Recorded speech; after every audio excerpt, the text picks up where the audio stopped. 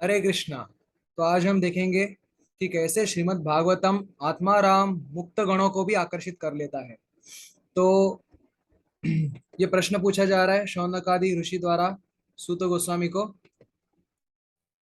शौनक ऋषि पूछ रहे हैं, सवै निवृत्ति निरतः सर्वत्र उपेक्षको मुनिः कस्य वा बृहतिम एताम आत्मारामः समभ्यसत्।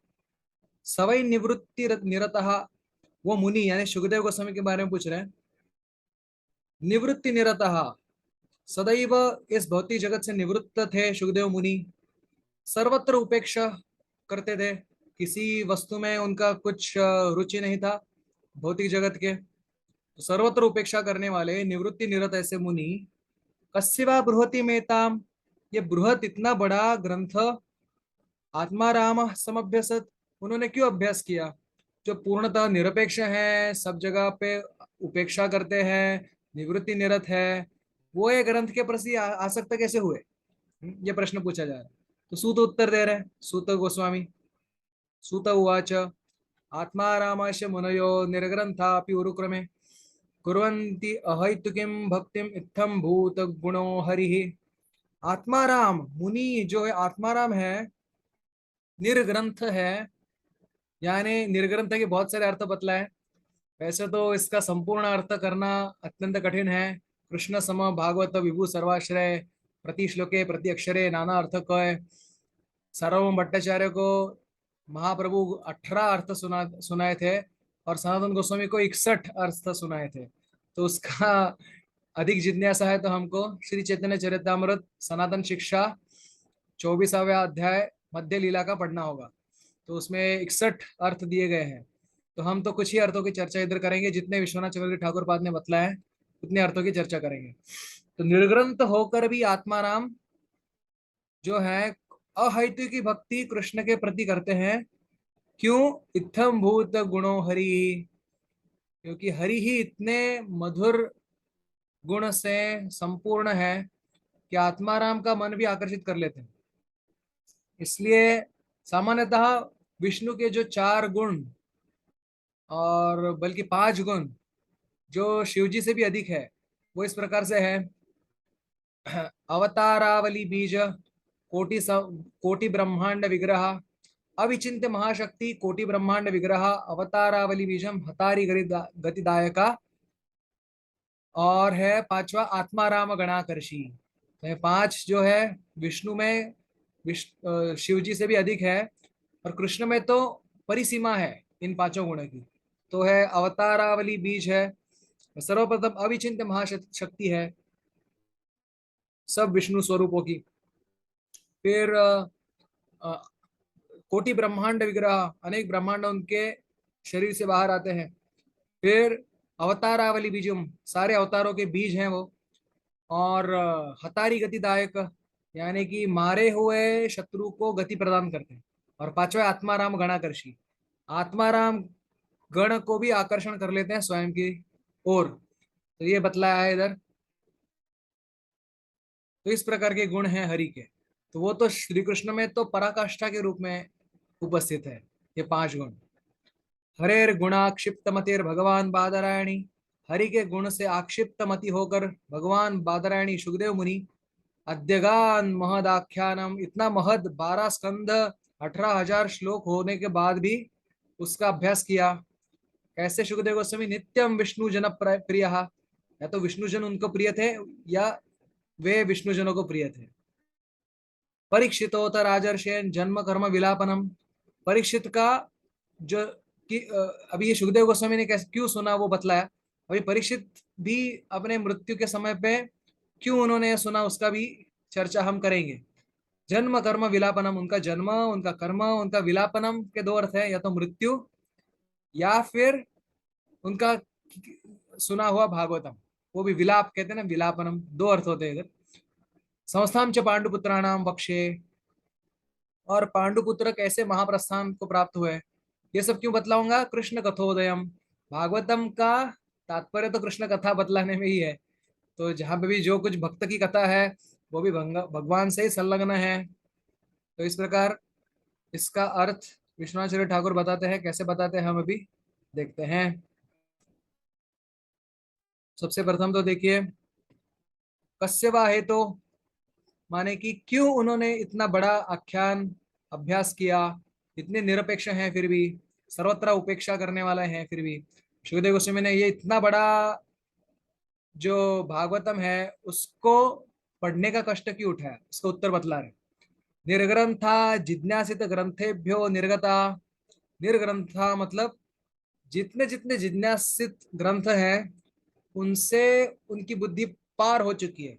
यद उत्तम, भगवत गीता में जैसे कहते हैं, यदा ते मोह कलिलम बुद्धिर्व्यतितरिष्यति तदा गंतासि निर्वेदम श्रोतव्यस्य श्रुतस्य च। तो जो भी काम में कर्म इत्यादि दिए हुए हैं वेदों में, उससे जिनकी बुद्धि पार हो चुकी है अभी, तो ये मोहमय जगत में उनकी कुछ आस्था नहीं है, वैसे लोग भी निर्ग्रंथ होकर भी हरि के प्रति आकर्षित होंगे। या फिर ग्रंथी मतलब यद्वा ग्रंथिरेव ग्रंथः ग्रंथी। निर्ग्रंथा मतलब जिनको कुछ ग्रंथि नहीं रह गई। निर्गत अहंकार ग्रंथ, यहाँ कुछ अहंकार नहीं बचा, ऐसे ऐसे मुनि भी। यद उत्तम विद्यते हृदय ग्रंथि इति। विद्यते हृदय ग्रंथि छिद्यते सर्व संशया। इसमें जो ग्रंथि बोला है वो ग्रंथि से मुक्त है। यद्वा विधि निषेध ग्रंथातीता। विधि निषेध रूप जो ग्रंथ है, बंधन है, वो विधि निषेध के परे चले गए। यस, जैसे सुखदेव गोस्वामी के बारे में कहते हैं कि यम प्रव्रजंतम अनुपेतम उपेत कृत्यम। जन्म होते ही जो उपनयन संस्कार है उसकी अपेक्षा बिना किए ही वो जा रहे थे, यानी विधि और निषेध के परे है, मुक्त है ना। यदुक्तम चरेद अविधि गोचरा इति तथा भूताम अपि अहैतुकीम फलाभिसंधि रहिताम भक्तिम कुर्वन्ति। ऐसे आत्माराम भी फलाभिसंधि से रहित मोक्ष की भी कामना नहीं करते और शुद्ध भक्ति कर लेते हैं। भक्त्या ज्ञानम ज्ञानान मुक्ति ही ततोपि भक्तिर उरु श्रेष्ठ एव क्रमो यस्मिन तस्मिन। हम्म, भक्ति से ज्ञान प्राप्त होगा, ज्ञान से मुक्ति प्राप्त होगी, लेकिन फिर भी भक्तिर इति उरु श्रेष्ठ एव क्रमो यस्मिन।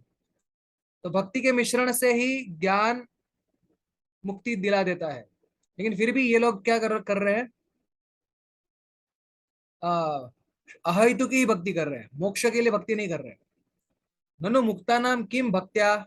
ए, मुक्त लोगों को भक्ति करने की क्या पड़ी है। निर्ग्रंथा नाम किम भक्ति ग्रंथ है ना, जो निर्ग्रंथ हो चुके हैं उनको भागवतम भक्ति ग्रंथ पढ़ने की क्या आवश्यकता।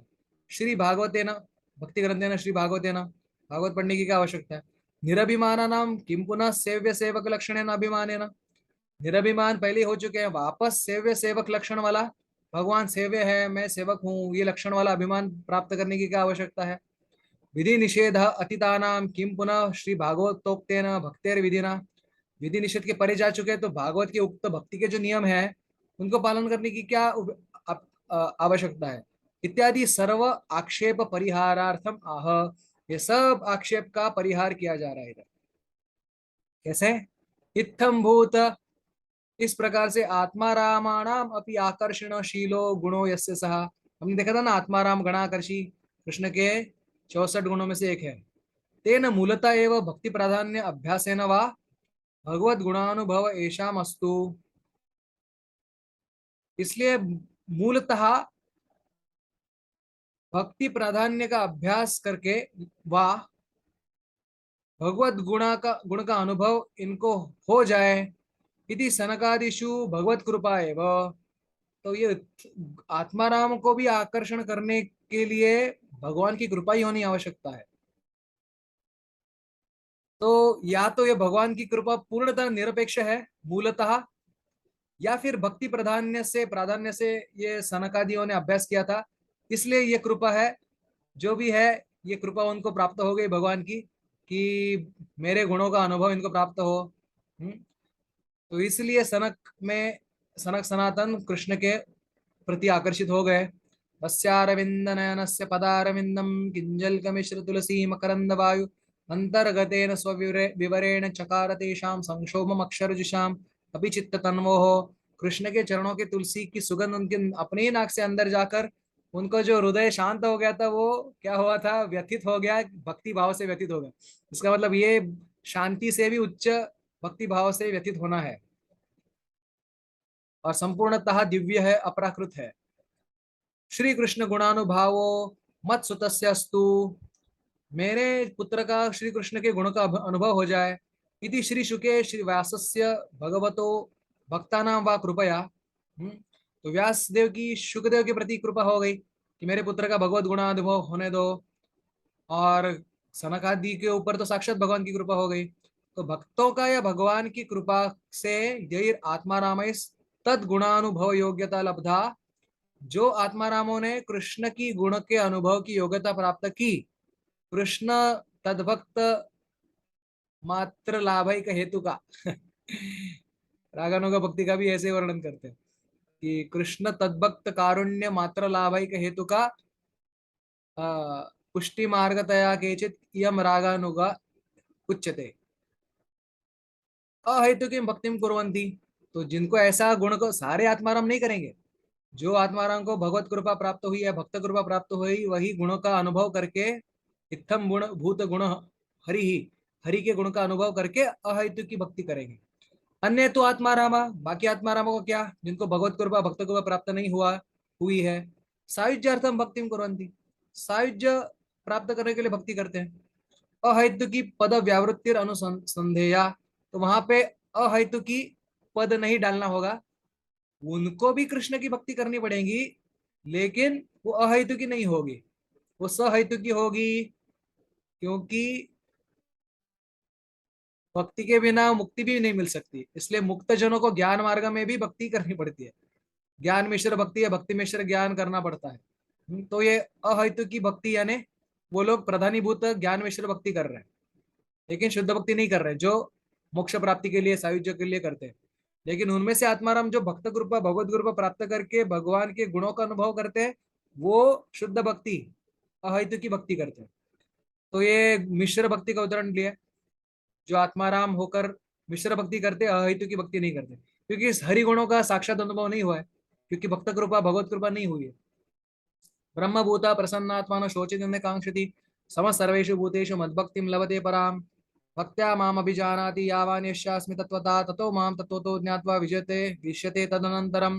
ये सब 18वें अध्याय में गीता के उद्धृत श्लोक हैं। तो आगे बता रहे, तो ये नित्यम विष्णु जन प्रिय सुखदेव गोस्वामी कैसे कैसे पढ़े ये, हरेर गुण आक्षिप्त मति, हरि के गुण से आक्षिप्त हो गए, केवल आकृष्ट नहीं हुए, आक्षिप्त भी हो गए नारद कृपया व्यासस्यैव, व्यास कृपया शुकस्यापि तद्गुण माधुर्य अनुभवो विशेषता अभूत इति आह हरेरिति। जैसे नारद कृपा से व्यास का हो गया, जैसे व्यास कृपा से सुखदेव गोस्वामी का भी कृष्ण गुण का माधुर्य का अनुभव हो गया, विशेष रूप से हो गया।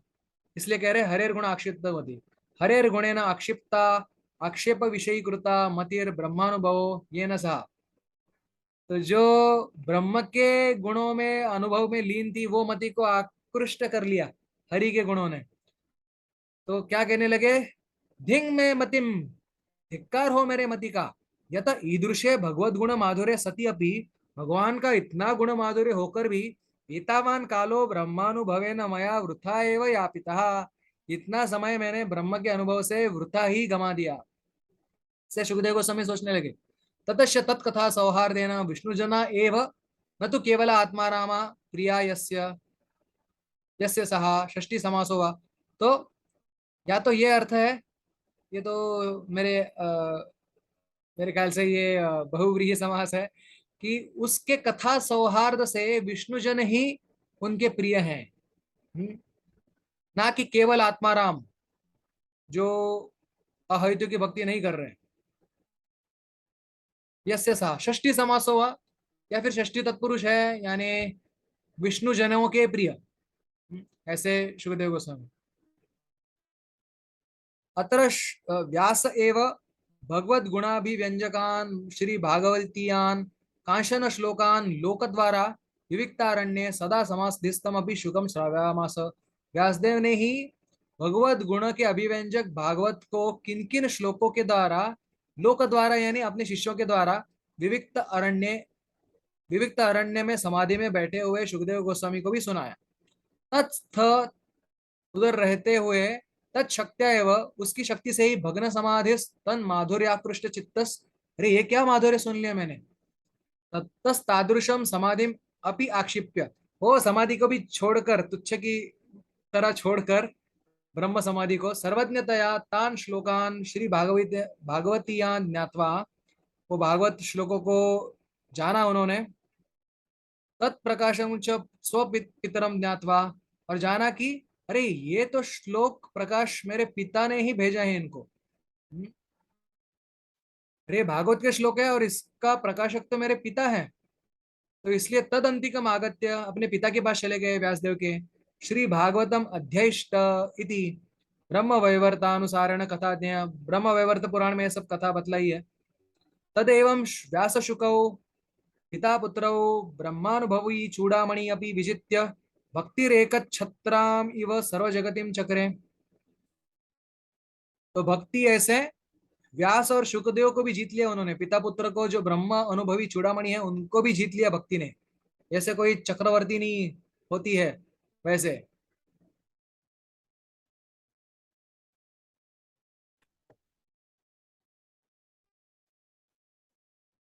तो संपूर्ण जगत पे भक्ति ने राज्य किया। तदपि ये ताम तथा मन्यन्ते कुपथगामिन चौरा यमेन एव दंड्या।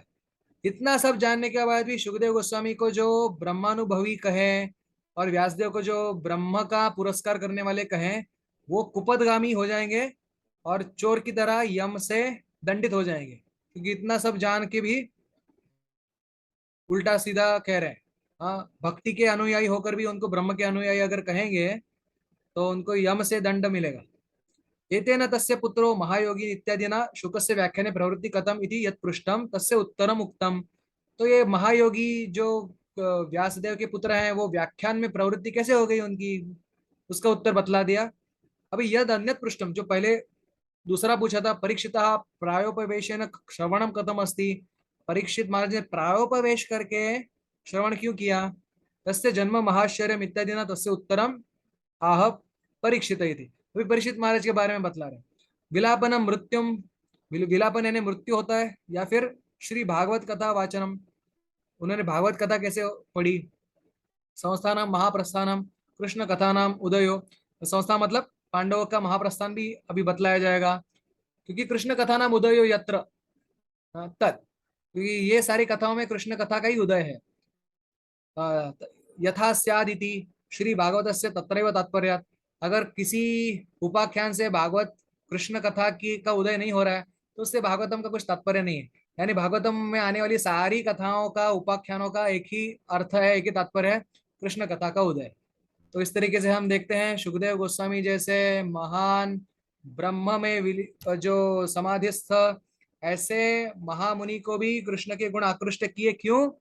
क्योंकि महत की कृपा प्राप्त हो गई, व्यासदेव की कृपा प्राप्त होगी, या तो महत की कृपा या भगवान की कृपा, साधुओं की या भगवान की कृपा से ही ऐसे आत्मारामियों का गुण, कृष्ण के गुणों के प्रति मति आकृष्ट हो जाती है और वो अहेतु की भक्ति करते हैं। बाकी आत्मारामी जिनको ऐसा सौभाग्य नहीं हुआ वो क्या करते हैं, हेतु की, सहेतु की भक्ति करते हैं। तो ये हमको श्रीमद् भागवतम का इतना महान गुण, कृष्ण का जो गुण है वही भागवतम का गुण है, पता चला कि आत्मारामों के भी गुणों, आत्माराम गणों को भी आकर्षण कर लेते हैं। हरे कृष्णा।